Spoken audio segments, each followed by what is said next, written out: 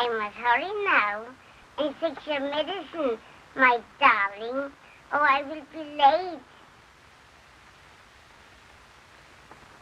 Dirty, slimy freaks.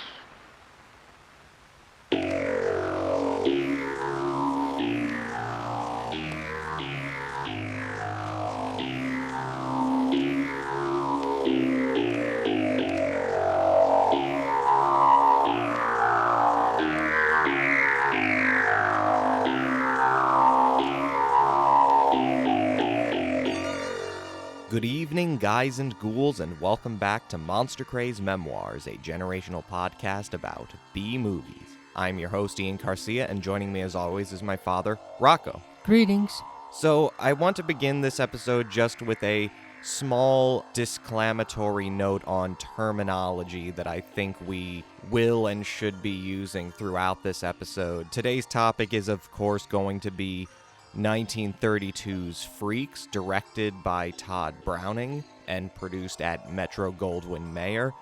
The story of the film and the casting of the film involves the usage of a lot of characters and performers who have medical abnormalities that are both physical and in some cases also mental. We should acknowledge obviously the pejorative use of the term freak in regards to these abnormalities. So as we're going forward, I do just want to say that I think this is a case where it would be just like if we were to acknowledge the sexism or the racism or any number of bigotries or major forms of discrimination or prejudices that are exhibited by these older films, that we acknowledge them in terms of medical conditions and physical ability in the same way that we would acknowledge them in those other categories. So obviously the film is called Freaks. It takes place in a circus sideshow. It involves a lot of medically abnormal people. Freaks, the term, is used fairly frequently throughout the film, particularly by the bad people in the movie, but nonetheless, I think we should ourselves as commentators refrain from using the term freak to describe either the characters or the people playing them. I think there's a difference between whether we're describing, say, a freak show as a real historical phenomenon that we can attribute to the lexicon of the day and to a certain form of popular entertainment from that period, whereas the term freak itself is obviously dehumanizing. And I think rather than using the term freak, we should rather centralize the personhood and the humanity of these performers, and instead, first of all, use the term sideshow people rather than freak as a way of sort of centralizing both their humanity and also the fact that they are doing a job, that this is a labor that they are performing, that this is not some matter of their essence as people, but is rather a function of their relationship to limited markets of labor that are available to them at this time and that we can still see as being very limited in our own time. And as far as the conditions themselves, I also think we should refrain from using terms like deformity to describe especially physical aspects of their appearance, because number one, I think deformity is just kind of a misnomer. These individuals are not deformed. They are born with and they have developed organically their own forms. They have not degenerated from some previous perfect form. They are the way they are. So I think deformity is just a wrong way of using it. And while I acknowledge that there can be certain negative connotations to the term abnormality itself, at the very least, we can acknowledge that there is a medical context for what we describe as normality and abnormality, that we are not making a value judgment when we say that someone exhibits physical or mental abnormality. We are merely describing a case in which that their pathology in relation to the broader population is relatively small. So that was all I wanted to say before we get into it. I know for you, as someone who teaches medical anatomy and as someone who has a lot of education in the medical profession, that, this film, I think it was probably one you hadn't seen before, but would have been of great interest to you, not just from a historical and pop cultural perspective, but also from a medical one. And I wanted to know what your immediate responses to the film were. I liked the film a lot. I thought it's one of the few films that actually attempted to show these kinds of developmental disfigurements as and the way of life, and the fact that they have a humanity. I think one thing that comes out of this picture is that they are regular people, and they try to circumvent their handicaps, but they show their humanity as well. And I'm thinking of it in startling contrast to, for example, The Incredible Shrinking Man, where you get, or even some movies where, okay, let's take The Incredible Shrinking Man, in which along with his new girlfriend, who's supposed to be a dwarf, is actually just an actress playing on the same screen set, made to look smaller. And a big actress portraying a little person using trick photography. Yes. Yeah, and that's not what they look like. They are different. They do have an abnormal type of physiology, and also the general framework of their body. And it's nice to see a film actually portray them, but not in the sense of something where it seems to be a sideshow that you're gawking at them. These are actually people brought into the fold of the film, in which part of their humanity is shown. Now, as you'll probably mention through this podcast, that you're going to say something about how much the film was edited and how much more we could have possibly have seen of some of the subplots, or the other smaller parts of the picture that were edited out. But I thought I don't see exactly what is so shocking about the film itself. Obviously, at the time when it was done, it did raise the ire of the film critics, right, the film censors as well. But you can add on to that. I just think it was I enjoyed it. I enjoyed the film. I thought I'd be shocked by it, but I wasn't.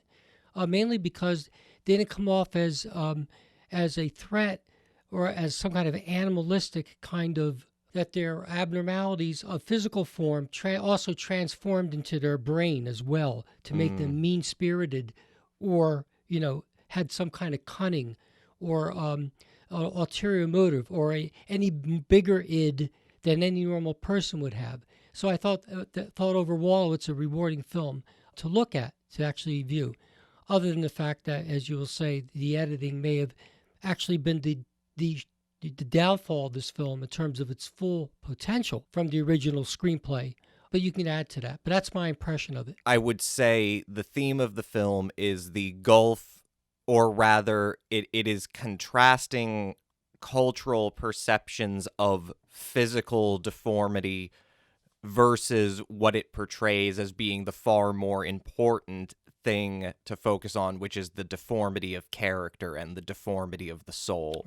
Right. In any usual circumstance, I probably wouldn't get into the production information of this film before we had really gone through the plot. But the really fascinating thing about Freaks is that even at its current 60-minute, slightly over an hour runtime, even at that, it is not a terribly plot-driven movie. Like, the easiest thing I could compare it to is, ironically, like a backstage musical, like The Gold Diggers of 1933, where the premise is not so much that there is a single overarching plot, but rather you're looking behind the curtain of the world of entertainment, and you're seeing all sorts of little minor stories that are all contributing to your sense of a spectacle and the world that these characters are inhabiting. There's a very simple story at play here. It's that a circus dwarf falls in love with a trapeze artist. She manipulates him, breaks off his engagement with a dwarf woman who is also in the circus. but then she discovers that he has come into a very great inheritance and determines to not only marry him, but to poison him in order that she can collect the inheritance. And then when the dwarf and the other sideshow people realize that all the while she has been manipulating and mocking him and ultimately has attempted to kill him, then during the climax, they exact their very disturbing revenge upon the people who wronged them. And so that's the very straightforward plot of the movie, but there's all sorts of interstitial melodramatic narratives that are weaved throughout. And even within those, all kinds of scenarios that aren't even developed upon, but simply presented as part of just the microcosm of what life is like for a sideshow person, for someone who has a physical abnormality and lives in a more or less a kind of nomadic society of people who have a whole diversity of different medical abnormalities, but who all work together and who all live together and experience life in the exact same way as a quote-unquote normal person would. It's really, you're right. It's more like a snapshot, but it all seems to work. It all seems to work because enough comes out of it, even though not all the characters are fleshed out. Enough comes out of it that you get a little bit of each story from these individuals. I think it's one of the few films where you see this kind of ensemble. I really think it's something very interesting. It's an interesting film. It's even kind of an amazing thing that the film was produced in the first place, and I guess that's where the story begins. Todd Browning, who directed the film and basically guided its entire development, he was very intimately familiar with the world of circuses and of the sideshow because at the age of 16, he ran away from home to join the circus. And his experiences in the circus continued to influence his imagination all through his cinematic career, especially during the silent era, which is when he first started working consistently for Metro-Goldwyn-Mayer, putting together some of their most lavish and critically praised silent features, and especially through his partnership with actor Lon Chaney. He revisited the circus again and again, or at least sideshow culture as a function of the plot, like in The Unholy Three and The Mystic from 1925, The Show in 1927, and The Unknown from the same year.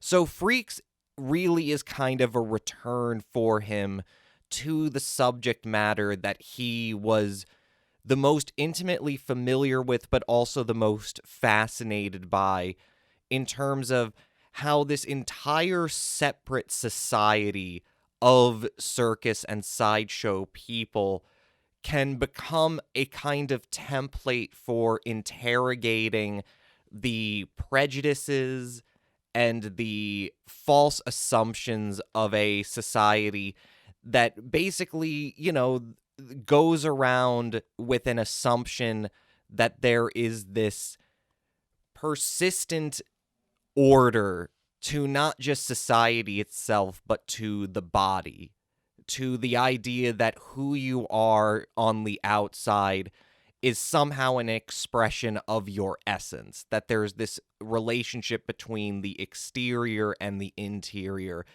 and his intimate familiarization with the fact that there are tons of people who are left at the margins of our society specifically because their medical abnormality puts them in a position where they are treated with repulsion and with contempt, and for no other reason than just a natural lottery. And so with Freaks, it sort of begins development. There's some stories about, some apocryphal stories of how it begins development, but it more or less starts with this short story written by a guy named Todd Robbins called Spurs. Now, the essential bit about Spurs that is in the final film, the idea that a circus dwarf falls in love with a big woman and she spurns and betrays him, and then he exacts his revenge, that ends up making it into the movie. But this movie is this is a project that, by all accounts, he was developing since the late 20s. And then he finally has the opportunity to do it after the success of Dracula.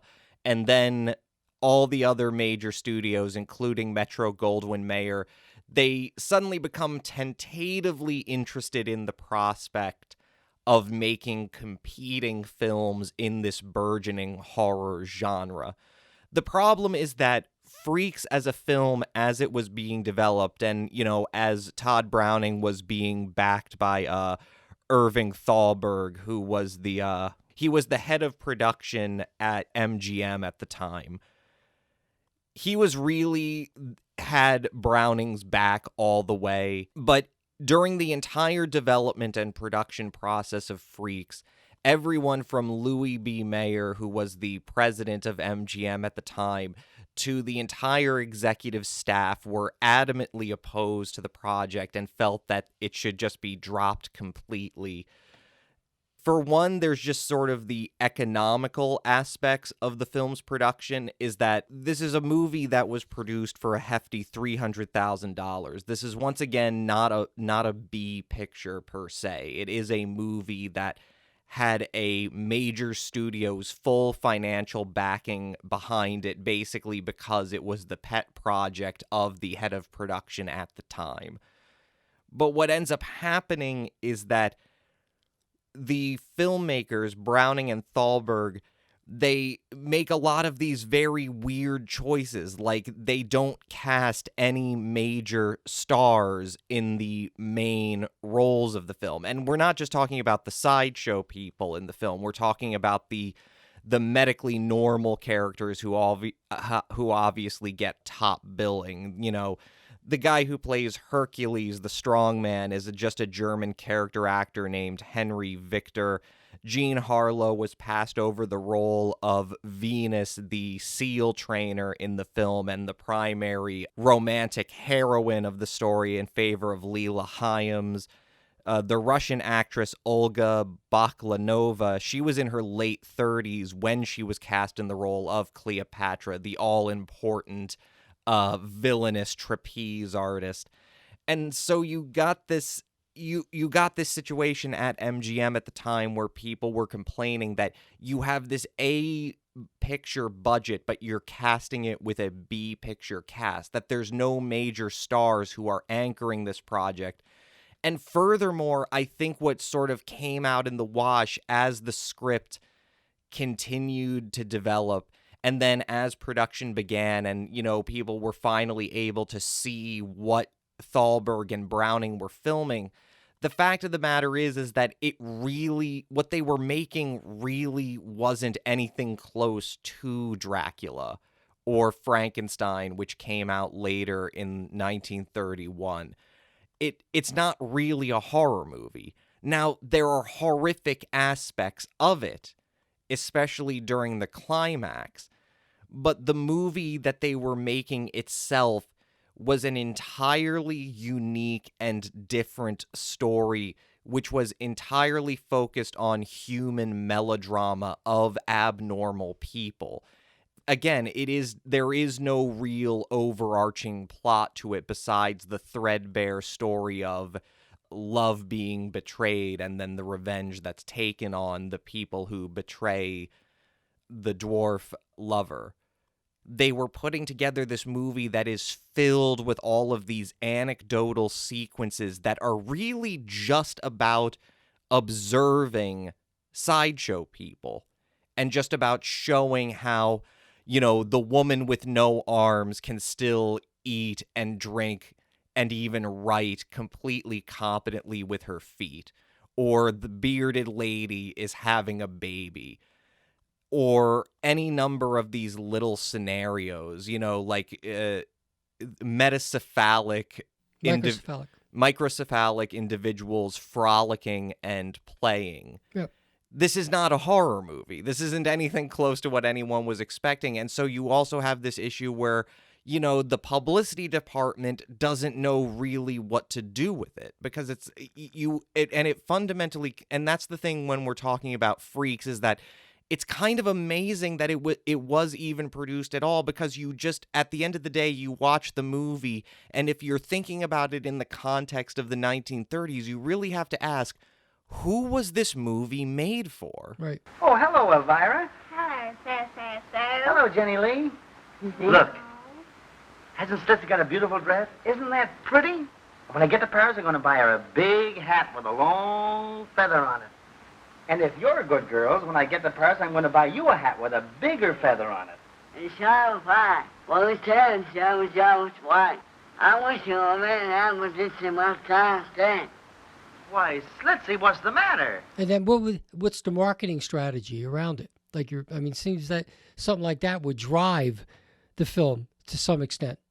How do you market this, right? I mean... And that's the thing. They originally tried two ways of marketing it. The first way was, you know, when they were ramping up for the initial release, they did bank on, basically, you know, ironically, given the film's themes and subject matter, they banked on exploitation. Like, the poster they created and the tagline for it said, you know, can a full-grown woman ever truly love a midget? And of course, you know, they were definitely playing upon the kind of salacious aspects of the movie. The idea that it's not just about the exhibition of these medically abnormal people. It's specifically about the more perverse, salacious draw of the idea of, like, well, normal life obviously includes romance and sex. Right. They always have to bring that in. Yeah, they always have to bring that in. But then there would be no tension, correct? I mean, well, yes, and he says to her, you know, I'm even though I'm small, I am a man. You know, he tells her, he says to her when she's trying to talk to Cleopatra, and that is and again, like, if there's a second theme to the movie, you know, it's not a mistake. Like, the movie is obsessed with sexuality. Yes, even in its compromised state that we currently have it in, sex is a huge theme of the movie, and where the ultimate theme of it is that, you know, the point is precisely that medically abnormal people, so-called, have perfectly normal sex and romantic lives. And not only that, but the normality of their romantic lives and their sexual lives becomes eerily contrasted with the mundane sexual and romantic dysfunctions of so-called normal people. But so they're pitching it more or less as an exploitation movie, which again is it's not totally out of character in the sense that there's always exploitation in publicity. MGM was the biggest Hollywood studio at the time. They had a huge publicity department. But at the same time, they were a studio that was synonymous with prestige and sophistication. And then what happens, I'm going to try to summarize it as quickly as possible. They do some preview screenings in January, and the results are disastrous. You know, the original cut of the movie is 90 minutes long. People are leaving the theater. There are reports of spectators vomiting. One woman even threatens MGM with a lawsuit because she claims that she experienced a miscarriage as a result of the repulsion and trauma she felt while watching Freaks. It's a absolute disaster. And so immediately they start, number one, they cut down 26 minutes out of the movie. All of that material is now lost. All we have now is the 60-minute new cut. They include a frame narrative of the story, which attempts through this Carnival Barker character who frames the story. You know, they attempt to put a kind of more explicit moral patina onto the film. We didn't lie to you, folks. We told you we had living, breathing monstrosities. You laughed at them, shuddered at them, and yet, but for the accident of birth, you might be even as they are. They did not ask to be brought into the world, but into the world they came. Their code is a law unto themselves. Offend one, and you offend them all. And they change the ending to make it a little less violent and explicit. They add in a sort of tacked on epilogue that changes things so that the dwarf character, Hans, played by Harry Earls, that he comes off a little bit less sadistic in the end.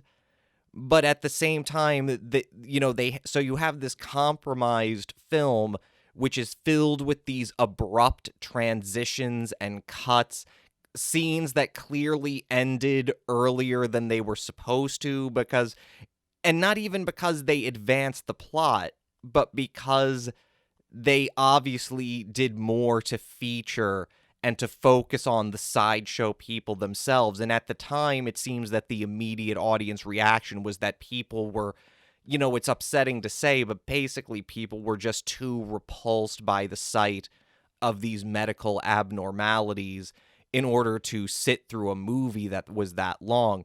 So you have this abbreviated version of the film that is tentatively premiered in Los Angeles in February, and it starts getting savaged by critics. People are calling it salacious and exploitative. They're saying that the plot isn't there, that it's entirely being sold on perverse fascination with medical abnormality.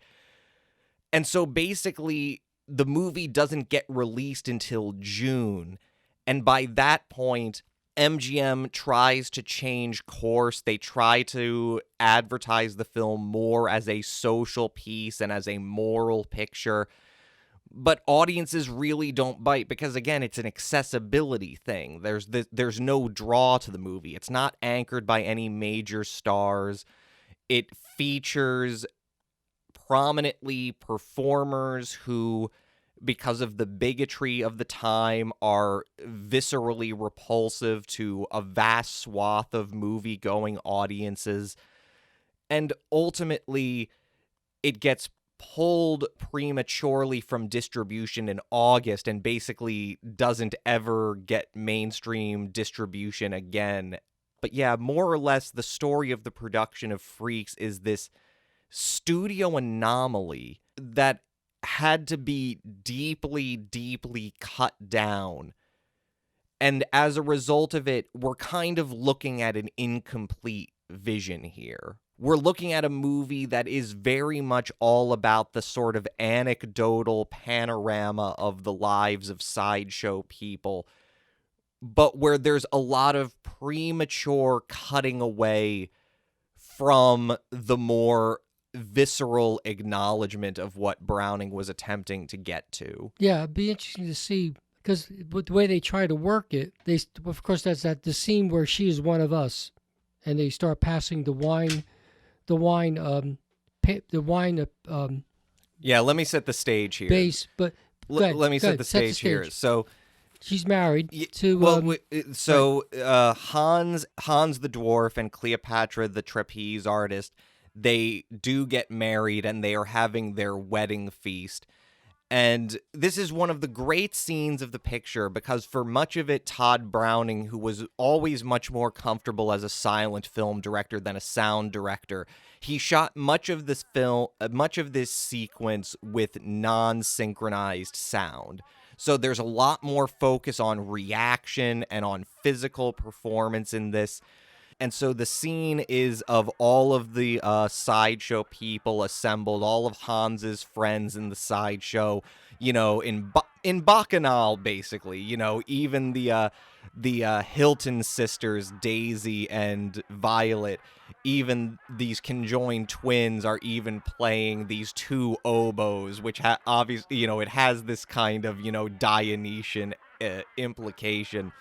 And so one of the dwarves, Angelo Rossito, who is one of the best actors in the movie, Angelo Rossito, he gets the idea to create a loving cup where he pours a bunch of wine into a big chalice, and almost like a Eucharist, he starts bringing the cup around, and all of the sideshow people drink out of it, and then he offers the cup to Cleopatra. And of course, she is repulsed by it, and in a drunken state, she reveals her inner self.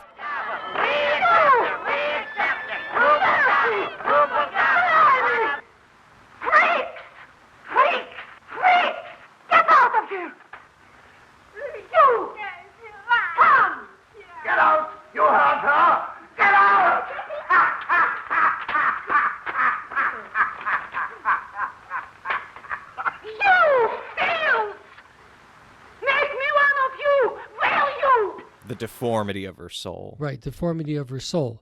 But it's interesting how that piece then fits in with the new segment at the end, because the Barker says, no one knows how this happened. Was it, whatever, sheer chance, or was it the omerta of the freaks? The code of the freaks, yeah, I think, something is the like term that. Yeah, he uses. but the point, so I didn't like that too much because it really wasn't that part of it.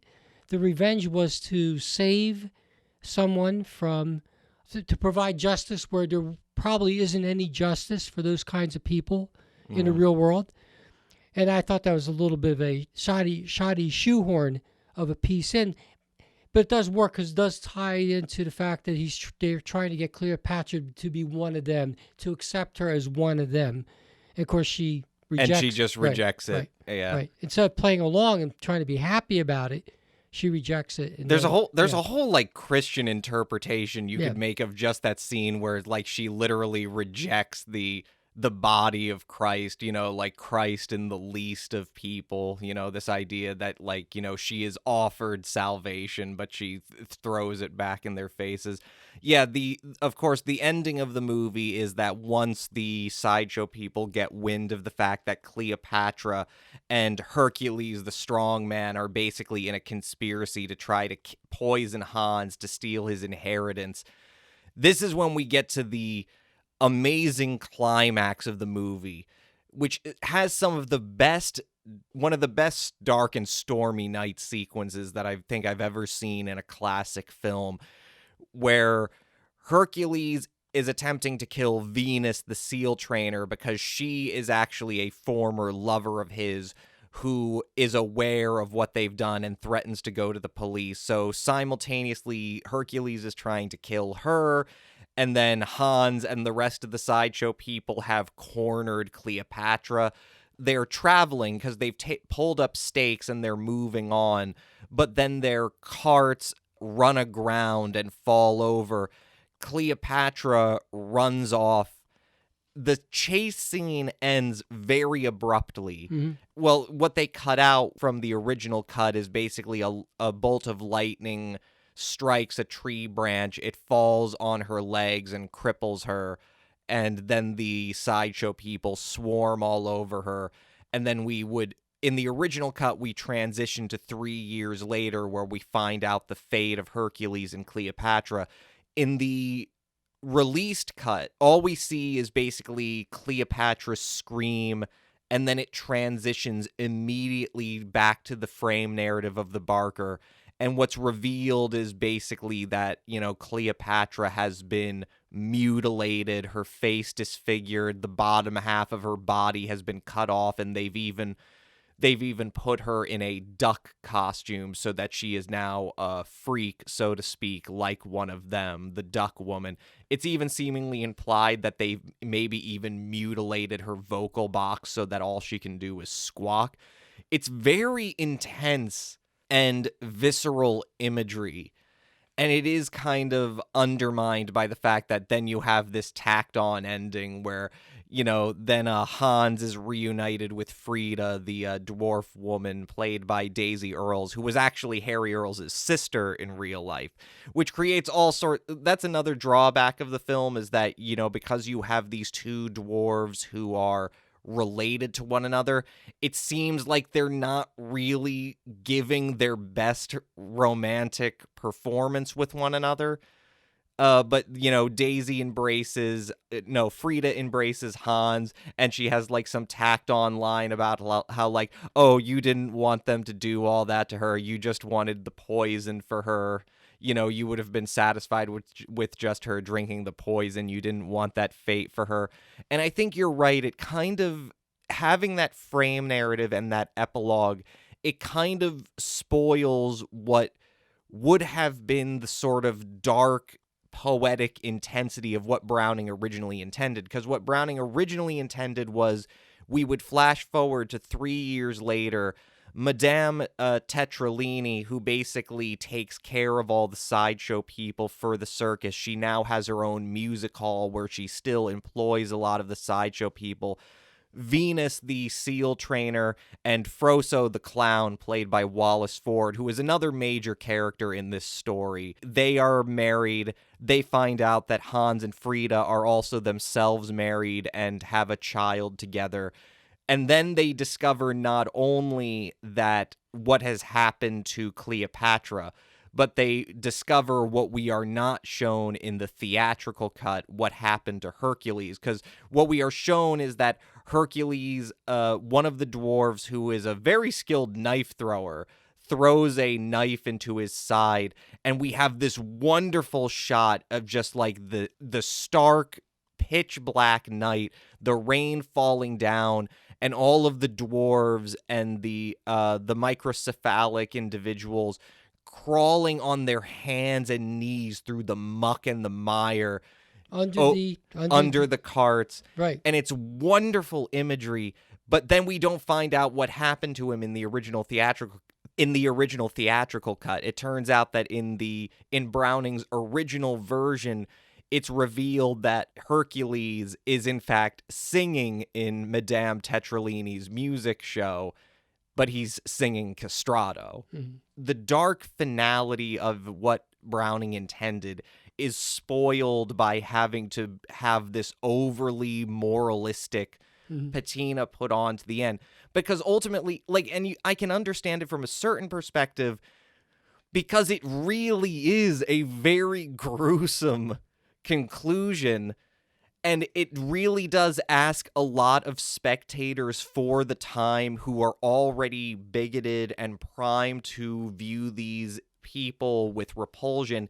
It's asking a lot for them to then sympathize in some way with this ultimate act of disfiguring violence.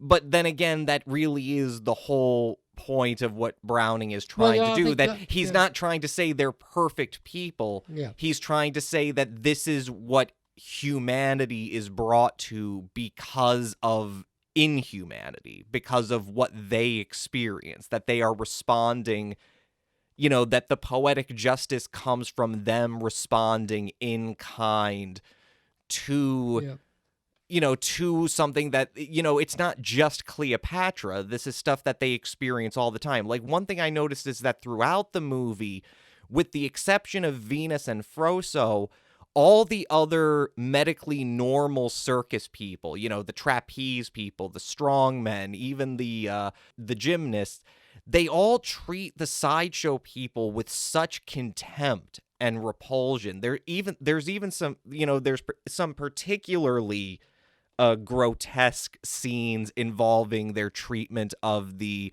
hermaphrodite woman, Joseph, the half man, half woman. Like, it really is just a, the movie does a good deal to impress you with the idea that even in the context of this circus culture, the sideshow people have very few allies, and that there is still this kind of hierarchy where the medically normal people lord over the fact that they have won the genetic lottery, and they treat these, these human beings with such contempt for literally no reason, not any aspect of their character, just literally because of who they are. Well, it's just a class separation, and also the fact that they probably, most of the the more deformed individuals probably don't do anything other than fill time between the major acts.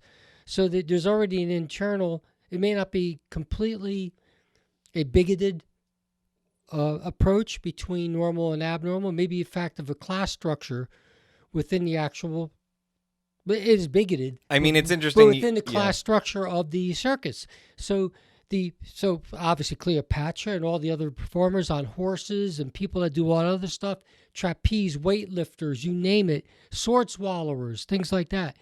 They're not in the same class. At least the sword swallower is among the sideshow Yes, people. He and the fire eater are there at the feast. No, not everybody else. Sir. The gymnasts aren't there, and Hercules is only there as a function of being with Cleopatra, and who he, of course, kisses right in front of her husband, Hans. Right. But I think it's interesting that you do bring up like the class thing, because that is a way that some future film critics, after the film was finally kind of rediscovered and reappraised beginning in the 1960s, that is one pervading interpretation of the movie, that it's fundamentally about class disparity, where the physical form is basically used as a metaphor for the broader ways in which class structures our sense of a natural hierarchy of who is superior, of who exists to be sort of downtrodden. You know, because that's the thing. It's not just that they're content with the fact that they have a bigger role in the circus. They have to evince, they have to signal constantly that they are superior. Yeah, but the other thing is that the drawback of the film, the idea that there's of poetic justice, and the drawback of the film is there's less of that portrayed here. So the menace of these malformed humans are debased. No one's sympathetic about the killer shrews. They have poetic justice in a way they kill the bad people and good people, but they kill the bad people too. So it's like that. So when the audience is seeing this, without the full context of the way the film was originally designed, you may miss pieces of that. So I can see what you're saying about the poetic justice part, but it's sort of like reduced somewhat by virtue of the fact of how the film has been chopped up and not giving you a full fleshed out idea of how these people feel and how they handle life in general. But watching Johnny Eck, the half boy, just that one tracking scene. He's also a very good actor, it should be said. Yeah. I mean, what few lines he's given, but yeah. Yeah, he's very good, and he that one tracking scene in the dark, that is really menacing. It's your worst nightmare of seeing a half human walking on their hands with such stealth under the cars in the rain. That one tracking scene, one after the other, and he does it deftly, right on through. Like it's like a spider coming at you. It's got that feel to it, something alien. And that's the sort of duality of what Browning is presenting, because it's one thing to say that he obviously sympathizes with these characters and with these people, but, it's clear that to a certain extent that his fascination with medical abnormality, I think, was kind of just exhibitionist and sort of provocative. As far as the question of whether Freaks is an exploitative film or not, I think it stands to be said that, the vast majority of the people who were involved in Freaks, anybody who was alive to be asked about their experience making the film, very few of them commented on it extensively. Fewer had positive things to say about the experience making the movie. Now, whether a lot of that is a function of Todd Browning himself is up to debate.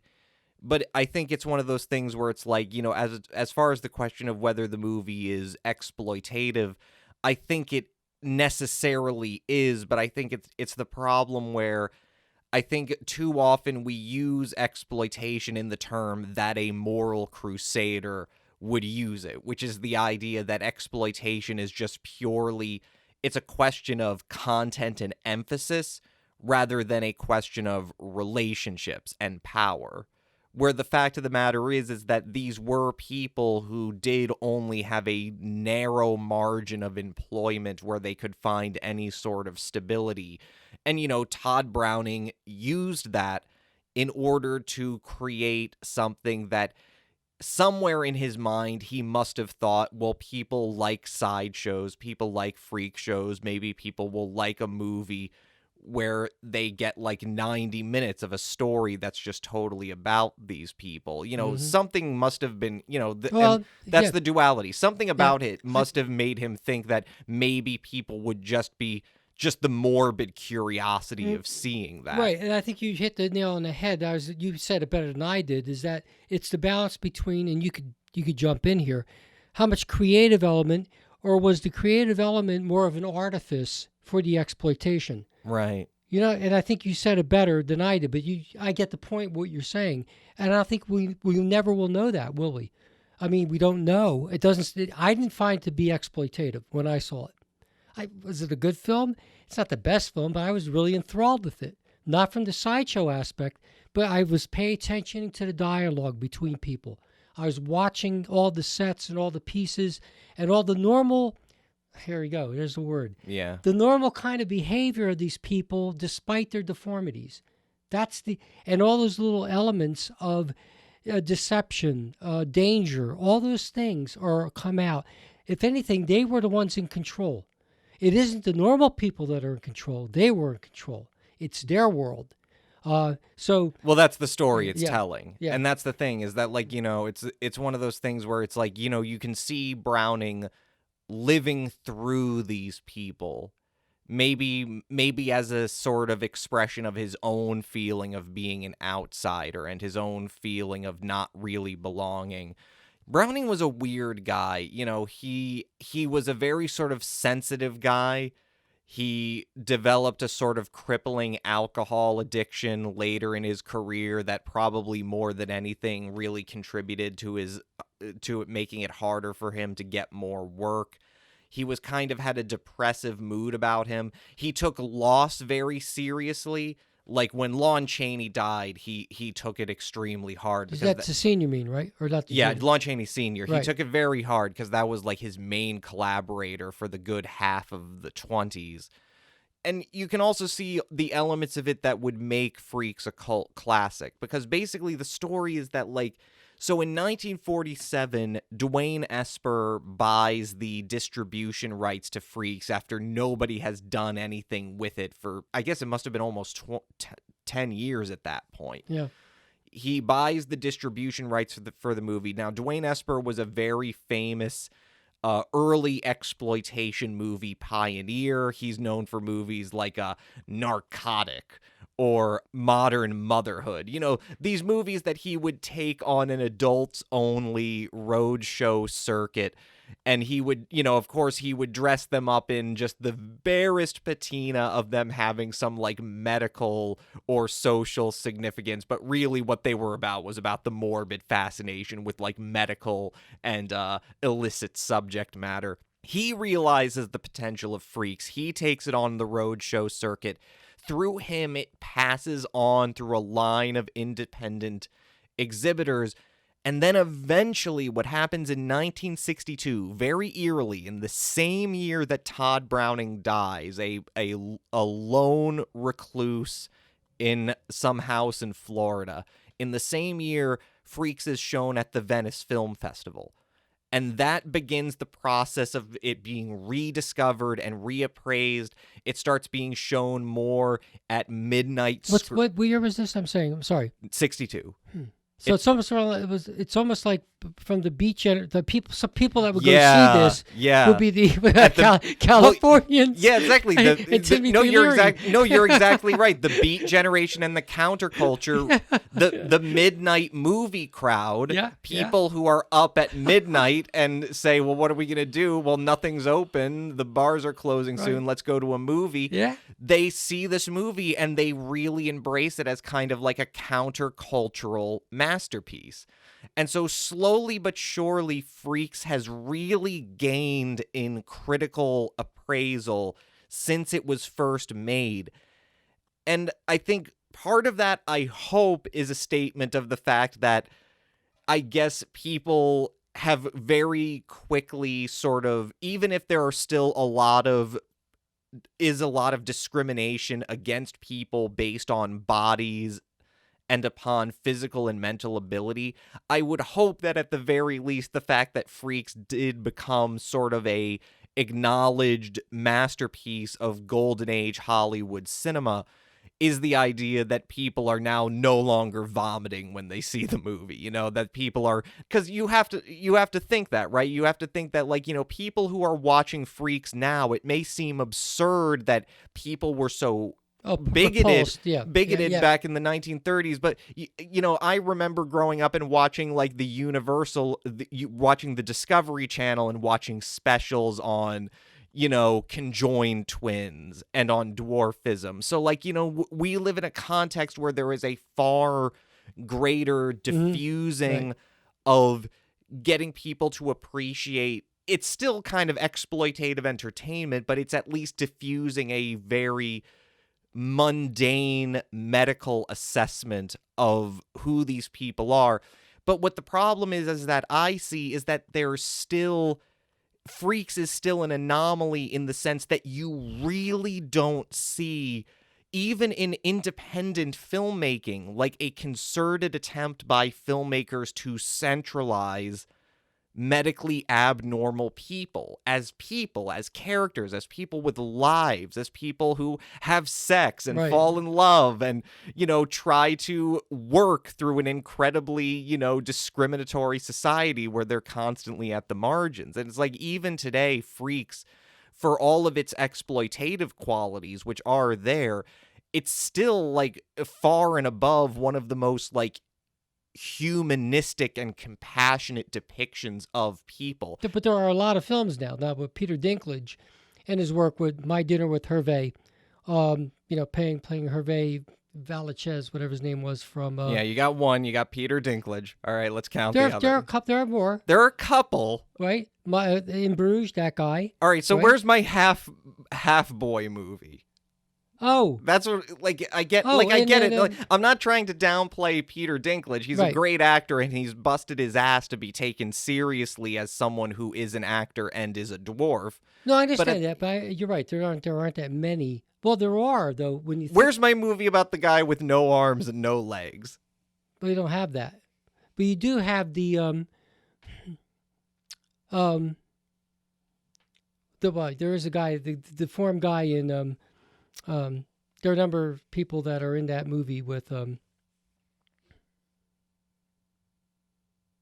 forget the name of the movie. Doesn't matter. With Jack Black and what's her name? In that movie where Shallow Hal? Shallow Hal. Oh my God. Right. So there's a guy there that's like this guy and looks like him too. Who's the guy playing the guy who walks on his hands, right? Because he has deformed lower body. Right. Right. Anyway.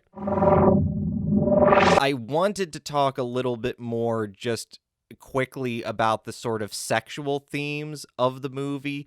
As compromised as they are, they're still there. And I think this is the thing, is that really when it comes down to it, I think what really must have repulsed people about the movie, particularly the film censors and the executives at MGM, you have to understand, even when this movie was being made, like, there was so much controversy just based around the fact that now contract staff at Metro-Goldwyn-Mayer, contract actors and staff people, were now going to the studio cafeteria and seeing microcephalic people who didn't have arms or legs, people who were dwarves, people, the Hilton sisters, the conjoined sisters. Literally, it became such a point of controversy, and there was so much bigotry towards these people exhibited and complained about by the Universal staff that eventually Louis B. Mayer was eventually forced to literally segregate the sideshow people to a different cafeteria. Yeah. Like, that's how intense this was. But the other thing about it is that of all the stuff that gets cut out of Freaks, the most evidence that we have of what really gets cut out is stuff that is sexual in orientation, this idea of these themes. And I really want to emphasize this point because I don't think this is just related to the question of being repulsed by something. I think this speaks to the ideology of this particular moment.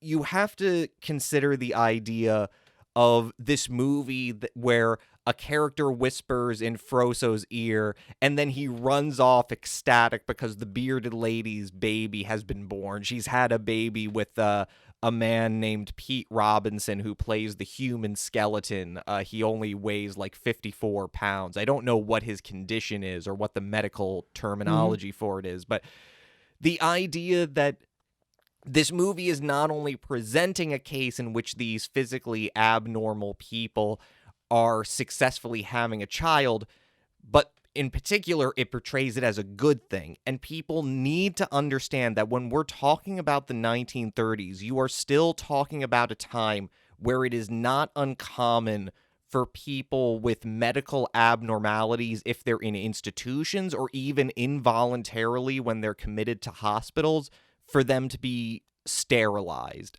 without their consent. Right. You have to understand that this is a time in which the ether is filled with notions of this concept of social Darwinism and of eugenics, that these people themselves are literally a Time magazine piece about the movie Freaks referred to these sideshow people as subhuman monsters.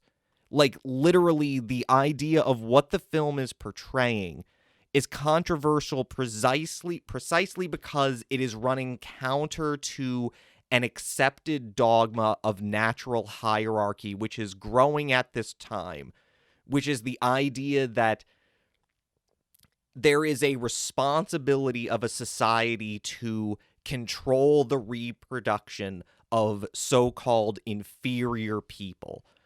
And, it's like, and that simply can't be downplayed when we're talking about when we're looking at Freaks and why it seems like certain ideas aren't developed the way they should be, why stuff doesn't seem to really go as far as it should, is that a lot of it was cut out, I think, because that's where a lot of the repulsion is coming from. It's not just that people are repulsed by the medical abnormalities themselves. I think people at a cultural level and at a moralistic level were repulsed by the idea that this was presented as a good thing, as something that we should enjoy, as something we identify with. I don't necessarily agree with that 100%. I think that's one element of it. I think it's too overt. I think it's puritanical. You're talking about 1930s and 40s. It's puritanical anyway. Sex in its normal right was always downplayed. So when you superimpose that on abnormal individuals and trying to think of them having sex, then it's even worse. So I think it's a combination of both the puritanical situation of a moralistic society back then, which was more so. Now we're seeing a reversion to it, an atavistic tendency towards it now in this day and age. But going through the 70s, it relaxed a little bit. And I think it's a combination of two. I think it's too much to say it was more about control of people from having children that were abnormal. That's a slightly different thing because that's not puritanical based. That's a deliberate thing of eugenics to control the abnormality from propagating in the human population. So I think it's two kinds of fear. But it's not the same. I think it's maybe an amalgam of both of those. Mm-hmm. But I think there's an unalloyed aspect of it just being a revulsion of sex in general, normal-wise. Yeah. And now you're superimposed a tiny guy having to impregnate, Cleopatra. Right. Right? Yeah. And who carries or just the tiny people, right. the tiny people just impregnating each other, the tiny people reproducing, tiny people having tiny children. Quentin Crisp had a great line about this in the documentary The Celluloid Closet, which I'm paraphrasing, but it's basically Americans find it impossible to witness romantic and sexual acts without imagining themselves being participants. Exactly. And I think that's it. You're getting right to it. You can't. Oh, please, right. Yeah. And I mean, even if we talk about like, stuff that got cut out, like even before they cut out 26 minutes from the movie, they did make Browning do some rewrites and retakes. And I think one of the most telling ones is one that features Hercules and Josephine Joseph, the intersex woman. I shouldn't say hermaphrodite. That's kind of an outdated term. The intersex woman. She has both. Hermaphrodite's a biological term. But go ahead. I'm listening. The apparently he and another clown, the stuttering clown Roscoe, who is married to Daisy Hilton. She's married to Daisy Hilton. But here's the thing: Roscoe apparently has an act with Hercules because we only see them as they're coming out of the big tent, and Roscoe is wearing the costume of a Roman lady, and Hercules is admonishing him for scratching himself during the performance, and it's great because you can already see where the censors are their antennae are going up. It's like you cannot say scratching yourself in a movie for popular audiences, and again, there's already this sort of gender bending aspect of it. But then what happens in the scene is Josephine Joseph passes by, and it's very interesting because Hercules looks at her first, and we can't see his face because he's turned away from us, but he really looks at her for a long time. Right. And it's like you can't tell what he's doing it for. She looks over her shoulder back at him and acknowledges him. And again, it's not close enough to really get what her reaction is, but then she walks off, and Roscoe says, I think she likes you, but he don't. It's one of these many sort of bigot. Just some comic relief. Yeah, one of these many sort of lowbrow jokes that they make at the expense of her. And also when the conjoined twins have separate relationships, they said you have to stop over sometime. Yeah, I will. Yeah. But I mean, there is some stuff. I mean, yeah, that's another thing that was probably that's another thing that was very controversial to the censors, because that is a thing. Like, I don't know if it was medically true for the Hilton sisters or if it was just part of their act, but that is one of the movie's subplots, is that they are pursuing separate relationships.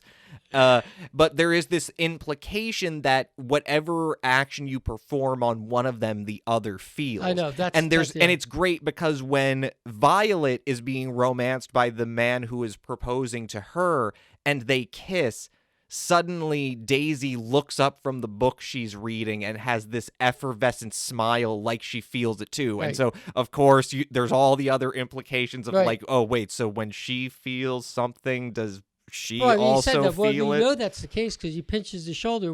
What did I just do to so-and-so? You pinched her shoulder. Of course, medically speaking, that wouldn't happen.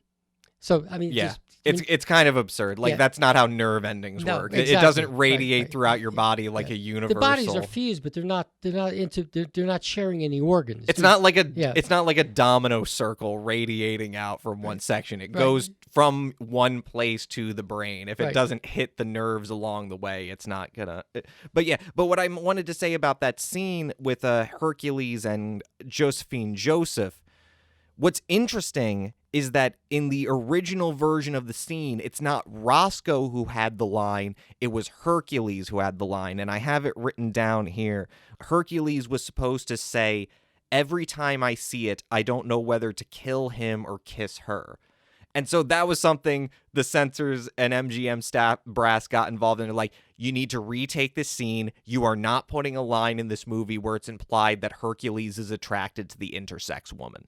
You're not doing it. Right. And, it's like, and that's the thing, is like the movie was, even in its current state, there's all sorts of weird, sort of just barely below the surface innuendo about not just sexuality, but of like how medical abnormality can completely throw into flux our conceptions of gender and of natural sexual roles, because it's an interesting question in a relationship between the bearded lady and the 54-pound human skeleton. Who is the more masculine?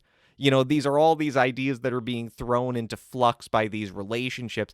And I think it's unfortunate because in that case with Hercules and Josephine Joseph, you know, that was really supposed to be the thing that culminates, because eventually Hercules is making love to Cleopatra and he sees Josephine Joseph sort of forlornly, voyeuristically looking in on them. And then he goes out and punches her in the eye. And it's a really heartbreaking scene because because, you know, Hercules and Cleopatra are so deformed in their souls that, you know, but like it's impossible to not empathize with Josephine Joseph as just this person who's like, there is so much getting in the way of and oppressing these people. And really, that's the thing that is the most interesting about Freaks for me personally, is the way it is so ahead of its time in terms of just the frank portrayal of the fact that it's sort of like what would become the standard canard of sort of social justice terminology in the early 21st century. The idea that is like, at the end of the day, these are all social constructs. At the end of the day, there's no such thing as a man. There's no such thing as a woman. There's no such thing as a normal body or a male body or a female body. We are all just using arbitrary terminology to create systems of order, and it only takes one minor deviation to throw everything into flux. And so, of course, we need like violence and oppression to correct for that. So I thought that was one of the most interesting things about the movie for me. I did want to end, because we're going a little bit long, but I did want to end by just sort of acknowledging the sideshow people featured in the film. I really couldn't find a lot of biographical information about a lot of them, because a lot of it is really scant. A lot of these people were not terribly well interviewed or covered throughout their lives, which I guess we should probably take for granted, because they were pursuing lines of work, and they have physical and mental qualities that lead to society sort of segregating them and not really appreciating them in the same way as they would quote-unquote normal people. There is one 1973 book called Very Special People that apparently interviews several of them, as well as another book called Freaks, Myths, and Images. You know, so I want to look into those because I want to get a little bit more of like what the personal responses of these people were to the film. But as far as biographical stuff, I did want to just center these people who really make the movie. Like, there's no Freaks without these people in it to assume that moniker and to show us their humanity. So front and center are Harry and Daisy Earls. You think because she's so beautiful and I'm just a man? Don't hunt. Please. To me, you're a man. The dwarves at the center of the film, they were born Kurt and Hilda Schneider in Germany.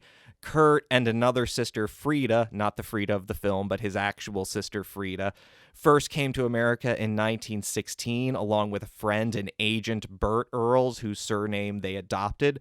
Kurt now going by Harry and Frida now going by Gracie. They were later joined by their two other sisters, Hilda, who became Daisy, and Ellie, who became Tiny, and adopted the moniker The Doll Family to perform as an entertainment quartet. They all ended up being in The Wizard of Oz, as Dad already mentioned. After that, they returned to Ringling Brothers and Barnum and Bailey Circus as parade performers until retirement in 1956. Daisy, who she was billed as the Midget Mae West. She died in 1980, followed by Harry in 1985. So full lives, unlike what Cleopatra says in the movie, dwarves don't live long. These dwarves lived long and they prospered. Do you want to trade off? Like, I'll read one and then you read another one? Angela Rosito? Let her try it. Let her try doing anything to one of us. Wanted to go to legal profession before drinking buddy John Barrymore introduced him to the stage and silent film work, where he remained from 1927, through 1987, appearing over 50 films. Easily the most successful of the Freaks alumni. Right. In addition to his film work, he co-founded the Little People of America Association and ran for mayor of Los Angeles in maybe undersheriff, Oh, Jesus. Come on now. Come on now. He also operated a Hollywood newsstand. To supplement his income. When interviewed by author David J. Sickow for his book on Todd Browner, he refused to talk about his experiences making the film, apparently no longer wanting to be associated with it. I don't need any more publicity. When you look like me walking down the street, enough publicity. His last film role was as Master in Mad Max Beyond Thunderdome. Yeah. I don't remember him that. He passed away in 1991. He's the little guy on the shoulders of the mentally challenged guy. They're Master Blaster. He's Master on the shoulders. The mentally challenged guy is Blaster. Right. Me want justice. Me want Thunderdome. He's that guy. He's fucking great in that movie. Yeah, he passed away. Conjoined sisters, Violet and Daisy Hilton. Come on. You'll have to hurry. We haven't much time. Were born in 1908 in Brighton, England, to an unmarried barmaid who sold the twins for adoption to her employer, Mary Hilton, who began exhibiting them at the age of 2. The children were toured throughout Europe and the U.S. to Hilton's great wealth and the twins' unhappiness, and she subjected them to physical abuse and confinement for much of their lives. This state of business continued as Mary bequeathed the rights to the sisters to her daughter, Edith Hilton. In 1931, the 23-year-old sisters finally confided in a lawyer, and a trial in the 94th District Court of San Antonio won them their freedom. After the release of the film, they earned up to $5,000 a week performing vaudeville-style stage shows. That's a lot of money. Yeah, for the time. They appeared in one subsequent film, Chained for Life, in 1952, which we may have to cover at some later date. I want to see what became of these sisters and what other movie they were in. Their fortune did not hold, and at the time of their deaths in 1969 from Hong Kong flu, they were working as checkout girls in the supermarket in Charlotte, North Carolina. Jane Barnell. What is it? A girl. Oh, boy, that's great, and it's going to have a beard. The bearded lady was born 1871 and first exhibited at the age of 4, appearing thenceforth alternately as Princess Olga, Madame Olga, or Lady Olga in freak shows well into the 1940s. Pseudonym Olga Roderick. She married 4 times and passed away in 1945. By some accounts, she was both highly independent as well as politically minded and an avid feminist and socialist. Yeah, she was the most vocal later in life about of considering freaks an exploitation and an insult. Yeah, she didn't. Yeah, she was not very pleased with the results of the movie. Peter Robinson, the living skeleton. How's the proud father? Fine. What was it? A go. Better luck next time. You might get a couple of Smith brothers. I'm fine. I couldn't find very much about him, but I did think this was interesting. He performed a dancing act with his wife, Bunny Smith, who was the 467-pound fat lady. And they had children, if I'm not mistaken. They did have children. Yep. Johnny Eck. Did you try that gag I told you about? The half-boy, the most remarkable man alive, according to Robert L. Ripley, was one half of a set of identical twins that began performing sideshow acts at the age of 12, including acrobatics, trapeze work, and musical numbers. He and his brother's most famous bit was a magic show gag in which the medically normal brother would saw Johnny in half, and the half-boy would proceed to run out on his hands into the audience and scare the daylights out of everyone. That's a good bit. His reminiscences about the film were largely positive. Still, the effect of seeing the film was not necessarily a happy one.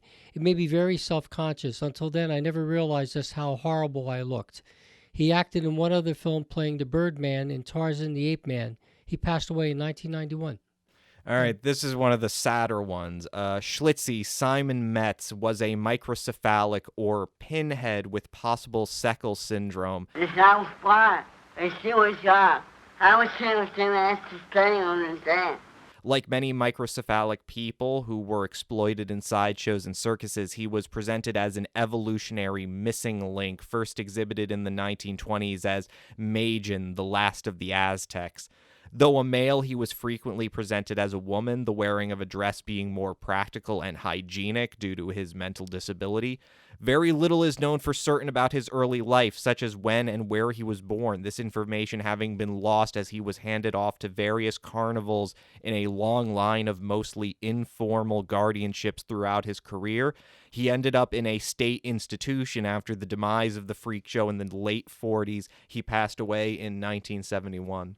What's interesting about all the microcephalics, and I mean, yeah, there's 3 of them in the movie. Yeah, and now we have the problem with Zika virus and microcephaly, in the southern half of Americas, right, with the Zika virus. So these people are more prevalent in society.